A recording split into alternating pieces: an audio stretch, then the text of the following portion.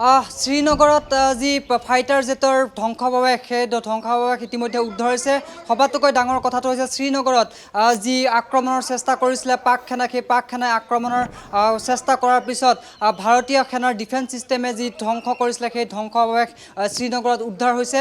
আৰু ভাৰতৰ defence system ইমানেই শক্তিশালী যে বাৰম্বাৰ যি পৰহি ৰাতিৰে পৰা আক্ৰমণৰ চেষ্টা কৰি আহিছে, সেই আক্ৰমণৰ চেষ্টাক বিফল কৰি আহিছে।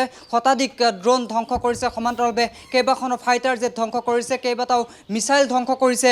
আৰু আমাৰ ভাৰতীয় এয়াৰ ডিফেন্স ছিষ্টেমৰ যি L-70 JU-23mm চিল্কা ছিষ্টেম আদি যিসমূহ বা S-400 যিটো আমি সুদৰ্শন চক্ৰ বুলি কওঁ, সুদৰ্শন চক্ৰক লৈ ভাৰতীয় সেনাই গৌৰৱ কৰে, গৰ্ব কৰে।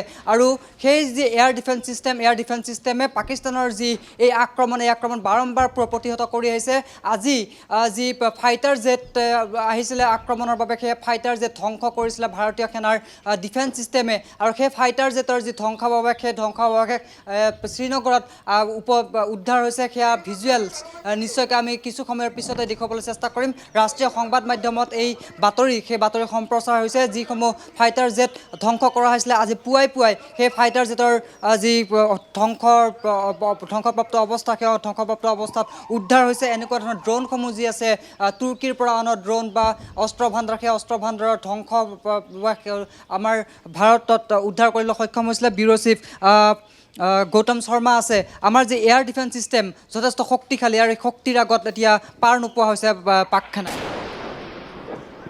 ভাৰতৰ আটাইতকৈ এয়াৰ ডিফেন্স ছিষ্টেমটোৱে হ'ল সুদৰ্শন চক্ৰ, আটাইতকৈ শক্তিশালী এয়াৰ ডিফেন্স ছিষ্টেম। পাকিস্তানে যদি বেলেষ্টিক মিছাইল নিক্ষেপ কৰিছে, আমাৰ সুদৰ্শন চক্ৰ আছে।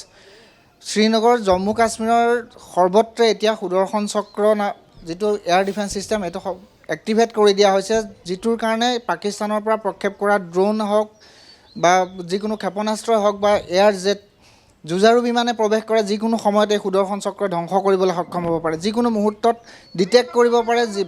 খুব অত্যধিক শক্তিশালী এই সুদৰ্শন চক্ৰ অপাৰেশ্যন সিন্দুৰৰ অন্তৰ্গত অধীনত এই সুদৰ্শন চক্ৰ নামৰ অত্যাধুনিক এয়াৰ ডিফেন্স ছিষ্টেমটো ইতিমধ্যে জম্মু কাশ্মীৰ আৰু শ্ৰীনগৰ এলেকাত এক্টিভেট কৰিছে ভাৰতীয় সেনাই। আৰু এই গোটেই বিষয়টো আজি 10 বজাত যিহেতু ভাৰতীয় সেনাবাহিনীয়ে এখন সংবাদমেল সম্বোধন কৰিব, সেই সংবাদমেলতে গম পোৱা যাব যে কালিৰ পৰা পাকিস্তান, ইছলামাবাদ, পেছোৱাৰ, ইছলামাবাদ, লাহোৰকে ধৰি যিখিনি ভাৰতৰ প্ৰত্যাক্ৰমণ কৰা হৈছে, এই প্ৰত্যাক্ৰমণ সম্পৰ্কত যিখিনি তথ্য আছে, এই তথ্যখিনি সদৰি কৰিব ভাৰতীয় সেনাই 10 বজাত। সমান্তৰালভাৱে এতিয়াও কিন্তু পাকিস্তানৰ সেনাই যুদ্ধবিৰতি উলংঘা বাৰে বাৰে কৰি আছে। জম্মু কাশ্মীৰৰ বিভিন্ন সীমান্তৱৰ্তী এলেকাত কৰিছে, ৰাজৌৰীত কৰিছে, পুঞ্চত কৰিছে, ৰাজৌৰীত এনেকুৱা ধৰণে আক্ৰমণ কৰিছে যে সাধাৰণ নাগৰিক আহত হৈছে। নাগৰিকসকলক ততাতৈয়াকৈ হস্পিটেললৈ নিয়া হৈছে, ইতিমধ্যে আমি জনাইছোঁ। যিমান পাৰিছে ভাৰতক অতিষ্ঠ কৰিবলৈ চেষ্টা কৰিছে, যাতে ভাৰতে পাকিস্তানী সেনাৰ ওপৰত আক্ৰমণ কৰে। পাকিস্তানী সেনাৰ ওপৰত আক্ৰমণ কৰিলে তেওঁলোকে বিশ্ব সম্প্ৰদায়ক নিজৰ পক্ষলৈ নিব পাৰে। যিহেতু ৰাছিয়া, আমেৰিকাকে ধৰি শক্তিশালী ৰাষ্ট্ৰসমূহে পাকিস্তানৰ যি সন্ত্ৰাসবাদৰ পোষকতা, এই সন্ত্ৰাসবাদৰ পোষকতাৰ তীব্ৰ বিৰোধিতা কৰি আহিছে বাৰম্বাৰ।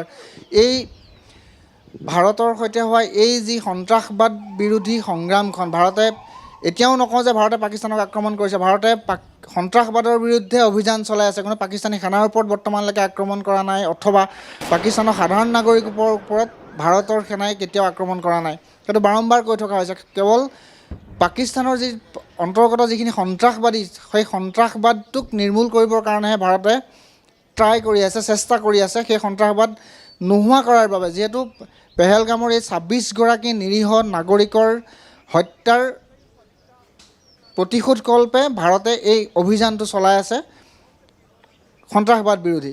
তাৰ বিপৰীতে কিন্তু পাকিস্তানে ইয়াক এখন যুদ্ধলৈ পৰ্যবেক্ষিত কৰিবৰ কাৰণে প্ৰৰোচিত কৰি আহিছে ভাৰতীয় সেনাক যিমান পাৰি। আৰু সেইবাবেই এতিয়া আজি পুৱাৰে পৰা যি জম্মু কাশ্মীৰৰ বিভিন্ন এলেকাত, যি সীমান্তৱৰ্তী এলেকাত যি পাকিস্তানৰ যুদ্ধবিৰতি উলংঘা বাৰে আজি 15 দিন, আজি 15টা দিন ধাৰাবাহিকভাৱে যুদ্ধবিৰতি উলংঘা কৰি সাধাৰণ নাগৰিকৰ ঘৰ তছনছ কৰি দিছে, গোলা বাৰুদৰ জৰিয়তে গুলী বৰ্ষণ কৰিছে, বাৰুদ নিক্ষেপ কৰিছে, সাধাৰণ নাগৰিকৰ ঘৰ তছনছ কৰি দিছে। মানুহখিনিক জীৱন যাত্ৰা ব্যাহত হৈ পৰিছে জম্মু কাশ্মীৰত। ইয়াক এক যুদ্ধলৈ পৰিণত কৰিবৰ বাবে পাকিস্তানে বাৰম্বাৰ চেষ্টা কৰি আছে। ইয়াৰ প্ৰতিৰোধ কিন্তু ভাৰতীয় সেনাই দিছে সুদৰ্শন চক্ৰৰ জৰিয়তে।